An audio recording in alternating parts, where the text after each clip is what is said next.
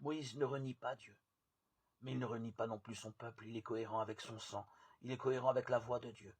Moïse n'est donc pas un chef autoritaire et despotique, au contraire. Le livre des Nombres le définit comme l'homme le plus humble que la terre ait porté. Nombre 12, 3. Malgré sa condition privilégiée, Moïse ne cesse pas d'appartenir à cette multitude, des pauvres en esprit qui vivent en faisant de la confiance en Dieu, le viatique de leur chemin. C'est un homme du peuple. Ainsi, la manière de prier la plus caractéristique de Moïse sera l'intercession.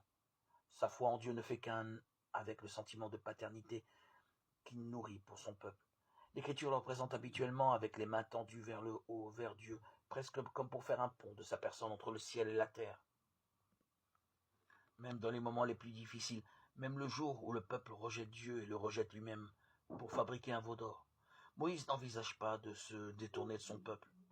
C'est mon peuple, c'est ton peuple.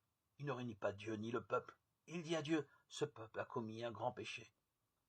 Ils se sont fait des dieux en or.